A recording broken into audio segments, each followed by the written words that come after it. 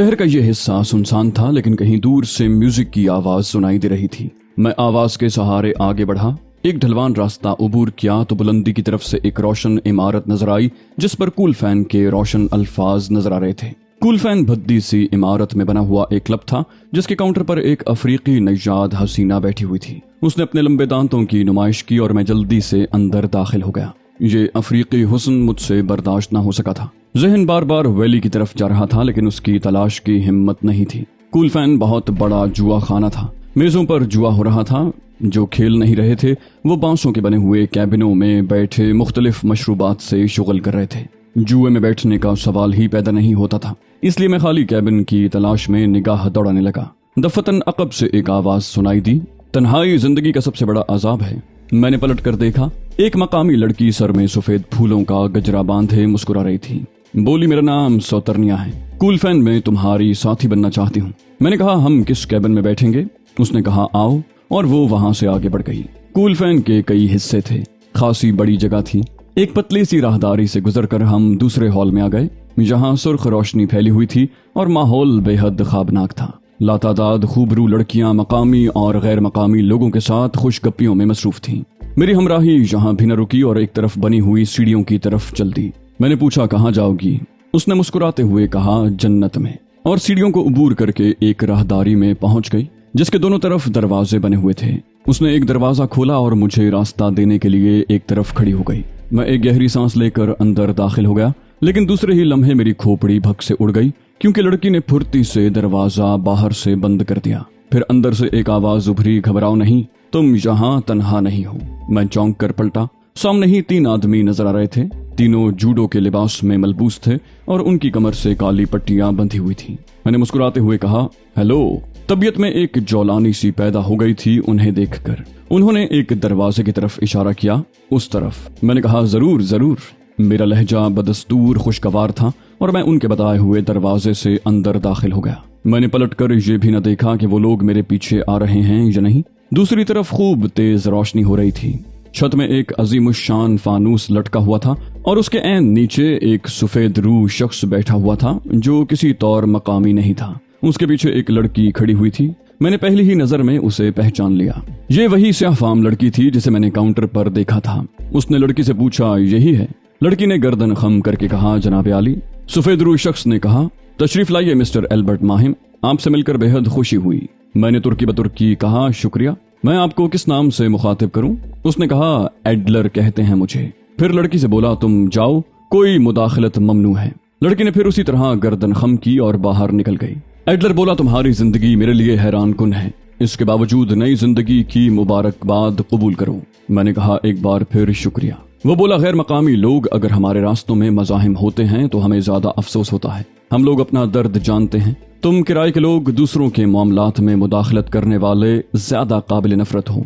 हमें तुमसे बेपनाह नफरत है और तुम जानते हो कि हमारी नफरत सिर्फ मौत लाती है, सिर्फ मौत। और मौत के लिए उसने अपना हाथ बुलंद किया और उसी वक्त कोई सनसनाती शय मेरे कान को छूती निकल गई। एक खंजर जिसके दस्ते पर सुर्ख पर लगा हुआ था, सामने रखी हुई लकड़ी की मूर्ति में पेवस्त हो गया। मुझे इस बरकरफ्तार अमल की तवक्को नहीं थी, लेकिन उसका जवाब भी उसी बरकरफ्तारी से देना था। चुनाचे मैंने तेजी से छलांग लगाई और एडलर पर जा गिरा। एडलर कुर्सी समेत उलट गया था, लेकिन अफसोस कि उसकी गर्दन मेरी गिरफ्त में न आ सकी और मैंने नीचे गिरते ही 2 लत्ती चला दी। उसी वक्त दफतन अंधेरा फैल गया। एक और खंजर मेरे करीब से निकल गया था। मैंने तारीकी में एडलर को दबोचने की कोशिश की, लेकिन वो किसी चिकनी मछली की तरह मेरी गिरफ्त से निकल कर धाड़ा। रोशनी करो, तारीकी किसके हुक्म से की गई है? मैंने इस आवाज से फायदा उठाया और उसकी समत छलांग लगा दी, लेकिन एडलर शायद उल्लू की नस्ल से था या फिर उसे एहसास हो गया था कि मैं उसकी आवाज पर छलांग जरूर लगाऊंगा। चुनाचे उस छलांग से मुझे कोई फायदा नहीं हुआ और मैं अपनी झोंक में आगे बढ़ता चला गया। गिरने से बचने के लिए मैंने जिस दीवार का सहारा लिया वो पीछे हटती चली गई। वो गालिबन दरवाजा था जो बाहर खुलता था।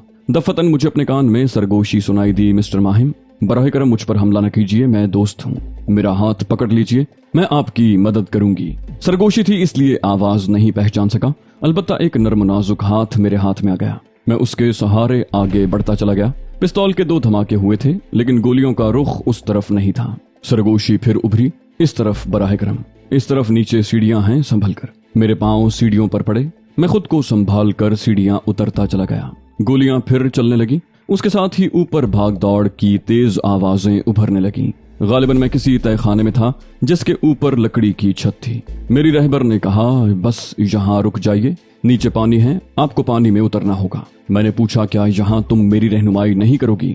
उसने कहा, क्यों नहीं, मैं आपके साथ हूँ। और मैंने पानी में छलांग लगा दी और फिर वो भी मेरे साथ ही पानी में कूद गई। लड़की ने पानी में तैरते हुए कहा, मेरे पैरों को छूते हुए आगे बढ़ते रहें, और मैं उसकी हिदायत पर अमल करने लगा। थोड़ी देर के बाद हम खुली जगह में आ गए जहां तारों की मध्यम रोशनी के अलावा मुतअद्दिद इमारतों में रोशन बल्बों की चमक भी नजर आ रही थी। लड़की ने कहा, तैरते रहिए, हमें मशरकी समत इख्तियार करना है। मैंने पानी से सर उभार लिया था और मेरी तरह वो भी अब सतह पर सर उभार चुकी थी। मैं उसे देखकर दंग रह गया। ये वही लड़की थी जो काउंटर पर नजर आई थी और जिसने एडलर के सामने मेरी शनाख्त की थी। लेकिन ये बेरुखी। दफतन अकब से कुछ छपाकों की आवाजें सुनाई दी और चंद छोटी कश्तियां पानी में हरकत करती नजर आईं।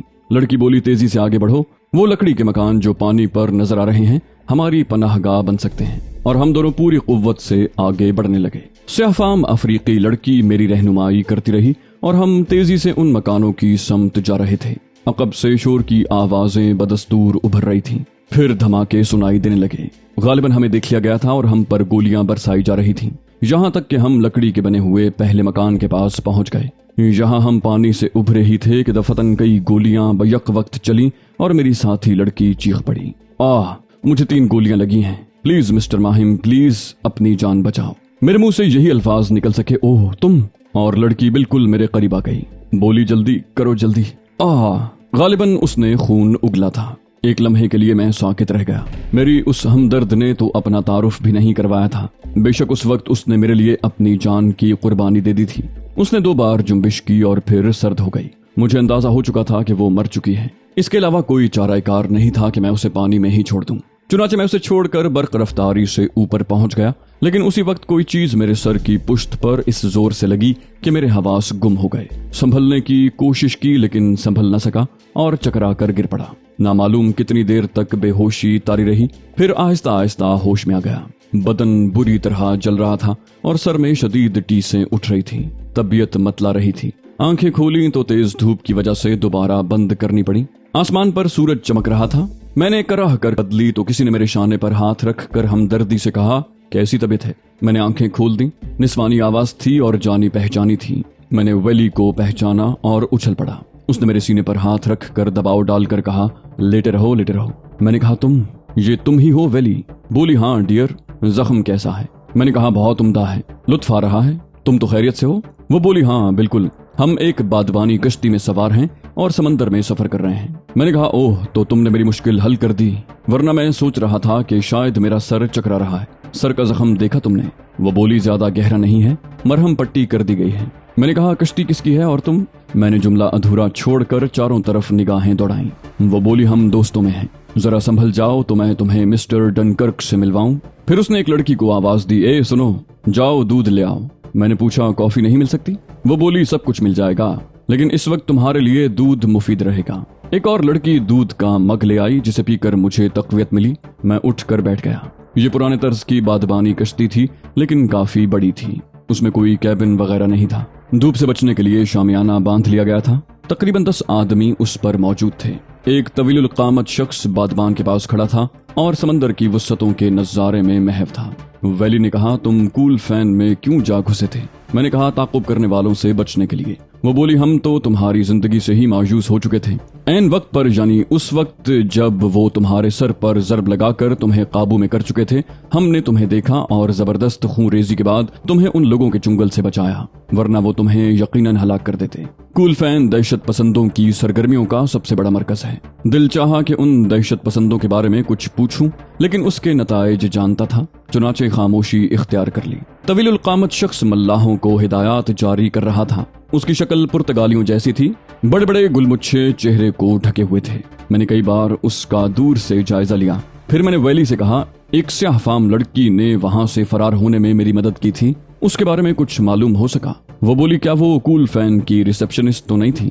मैंने कहा, वही थी। वैली ने कहा, उसका नाम लाची है। हमें उसके बारे में कुछ नहीं मालूम, लेकिन पता चल जाएगा। मैं खामोश हो गया। जो कुछ मेरे साथ हुआ था उसके पेश नजर उस लड़की के बारे में कुछ नहीं कहा जा सकता था। मुमकिन है वो वहीं मारी गई हो। फिर तवील कामत मल्ला खुद ही हमारे पास आ गया। बोला, हेलो वैली, कैसे मिजाज हैं तुम्हारे दोस्त के?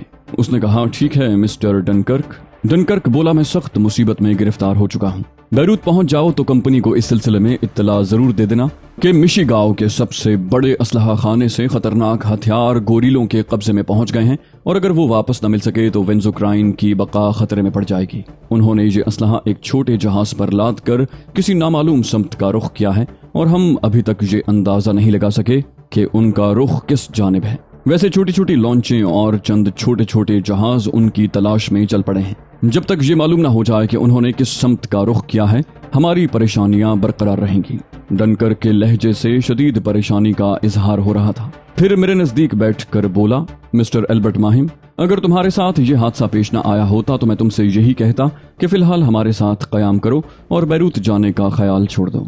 तुम्हारी जहानत और कारकर्दगी हमारे लिए मिसाली हैसियत रखती है, और इस सिलसिले में जिस तरह तुम हमारी मदद कर सकते हो और कोई नहीं कर सकता। मैंने कहा, मैं अब भी हाजिर हूँ मिस्टर डनकर्क, मेरे लायक जो भी खिदमत हो आप उसमें तकल्लुफ न करें। वो बोला, नहीं, तुम्हारे बारे में वैली का यही ख्याल है कि तुम्हें बैरूत भिजवाने के फौरी इंतजामात कर दिए जाएं। हालांकि हमें शदीद मुश्किलात का सामना करना पड़ेगा, क्योंकि उस कमबख्त को तुम्हारे फरार का इल्म हो गया है और यकीनन वो जानता है कि तुम कौन हो। मेरी बजाय वैली ने पूछा, किस कमबख्त की बात कर रहे हैं आप? डनकर्क ने कहा, उसी एडलर की।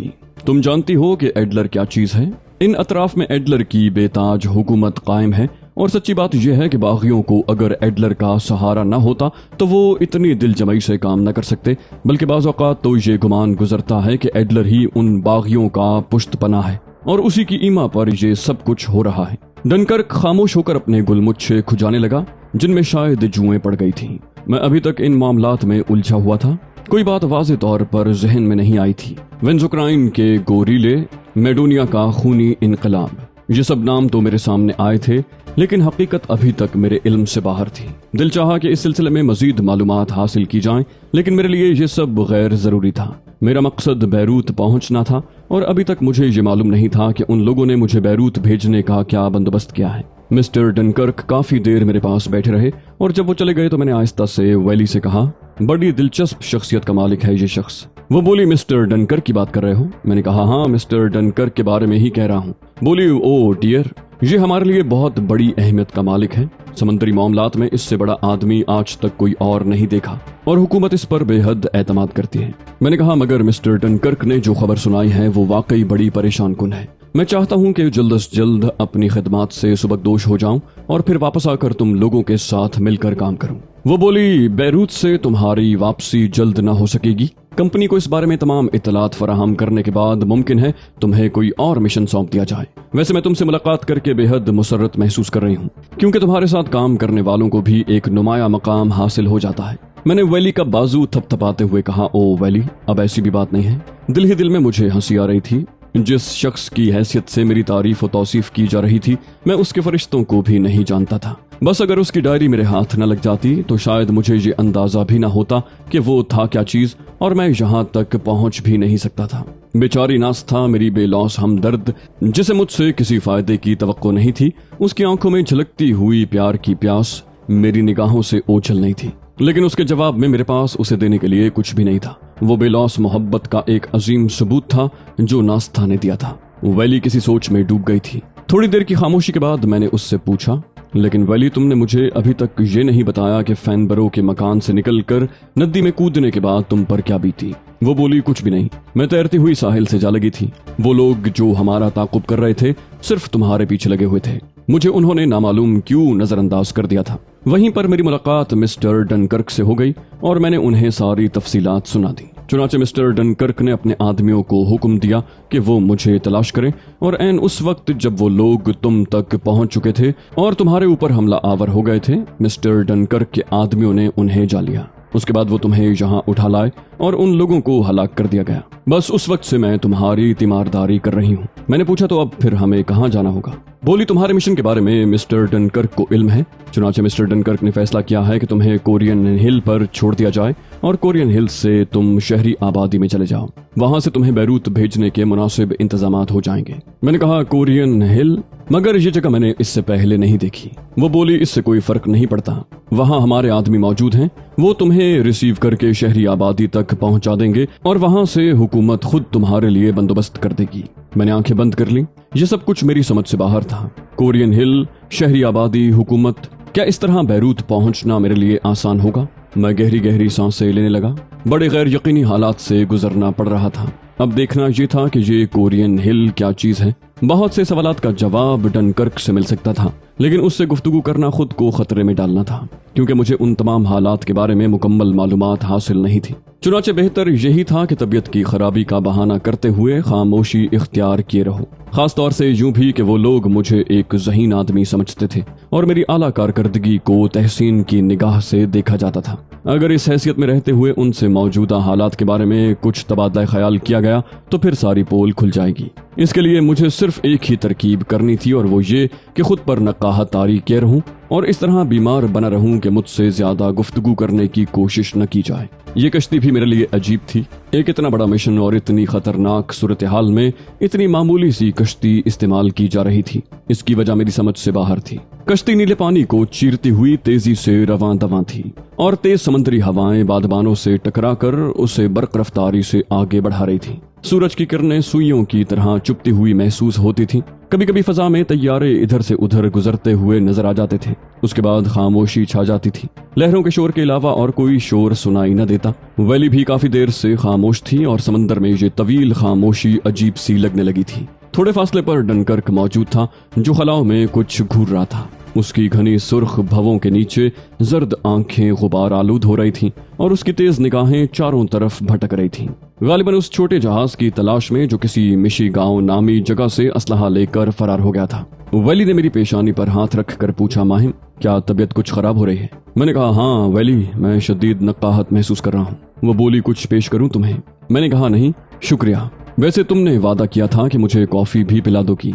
अलबत्ता एक बात मेरी समझ में नहीं आई वैली, क्या ये छोटी सी कश्ती हमारे लिए कारआमद हो सकती है? वो बोली, इस कश्ती का इस्तेमाल जानबूझकर किया गया है। अक्सर मछलियां पकड़ने वाली कश्तियां समंदर में गश्त करती रहती हैं। गोरिलों के लिए अब समंदर भी अजनबी नहीं रहा है। वो यहाँ भी किसी कार्रवाई से चूकने वाले नहीं हैं। चुनाचे आला किस्म की लॉन्च का इस्तेमाल उन्हें होशियार कर सकता है। मिस्टर डनकर्क इस कश्ती के जरिए ही कोरियन हिल तक का सफर करेंगे। अगर वो चाहते तो कोई तेज रफ्तार लॉन्च या कोई और जरिया भी इख्तियार कर सकते थे, लेकिन उन्होंने दोहरा काम किया है, यानी तुम्हें कोरियन हिल तक पहुंचाना और समंदर में उस जहाज को तलाश करना। मैंने कहा, ताज्जुब की बात है, अगर उन्होंने इस जहाज को तलाश कर भी लिया तो इससे क्या फायदा होगा? बोली, तुमने ये तैयारे फजा में देखे हैं ना, उनसे हमारा राब्ता कायम हो सकता है। कश्ती पर इसका इंतजाम है। अगर वो जहाज किसी ने देख लिया तो फिर उसे घेर लिया जाएगा। मैंने कहा, ओहो, तो ये तैयारे जो इधर से उधर सफर कर रहे हैं इस जहाज की तलाश में हैं। वो बोली, ये तो मैं नहीं कह सकती, लेकिन इम्कानात इस बात के हैं।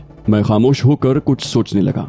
थोड़ी देर तक वैली वहीं बैठी रही, फिर अपनी जगह से उठकर चली गई और जब वापस आई तो उसके हाथ में कॉफी के बर्तन थे। उसने कॉफी की एक प्याली मुझे पेश की और दूसरी प्याली बनाकर मिस्टर डनकर्क के पास पहुंच गई, जिसे मिस्टर डनकर्क ने शुक्रिया के साथ कबूल कर लिया और तीसरी प्याली लेकर वैली मेरे पास आ गई। मैंने कॉफी का एक छोटा सा घूंट लेते हुए कहा, कोरियन हिल में मेरा तारुफ किन लोगों से करवाया जाएगा? वो बोली, तफसील मुझे मालूम नहीं, लेकिन कोरियन हिल में हमारे जैसे आदमी मौजूद हैं जो समंदर पर भरपूर निगाह रखते हैं। मेरा ख्याल है लाइट हाउस के अमले को, जो हमारे एजेंटों पर मुश्तमिल है, इसकी इत्तला दे दी गई है। तुम्हें उन्हीं लोगों के हवाले कर दिया जाएगा और वो तुम्हें वहां से शहरी आबादी में ले जाएंगे। फिर तुम्हारा बैरूत पहुंचना मुश्किल नहीं होगा, क्योंकि वहां पर तुम्हारे लिए मुनासिब इंतजाम कर दिया जाएगा। मैं कॉफी के घूंट लेता रहा। फिर मैंने पूछा, अंदाजन कोरियन हिल का फासला कितना होगा? बोली, अफसोस मैं इसके बारे में कुछ नहीं जानती। अगर तुम कहो तो मिस्टर डनकर्क से मालूम करके बताऊं? मैंने कहा, नहीं वैली, अब ऐसी जल्दी भी नहीं है। मैंने कॉफी का आखिरी घूंट लेकर प्याली वैली को वापस कर दी। उसके बाद मैं कश्ती के एक हिस्से से टिक कर बैठ गया और मेरी निगाहें समंदर का जायजा लेने लगीं।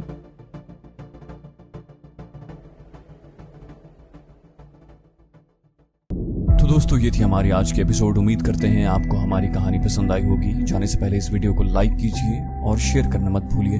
कमेंट करके हमें बताइए कि आपको हमारी वीडियो कैसी लगी, और अगर अभी तक आपने इस चैनल को सब्सक्राइब नहीं किया तो इसे सब्सक्राइब कीजिए और बेल आइकन दबाकर ऑल नोटिफिकेशंस ऑन कर लीजिए।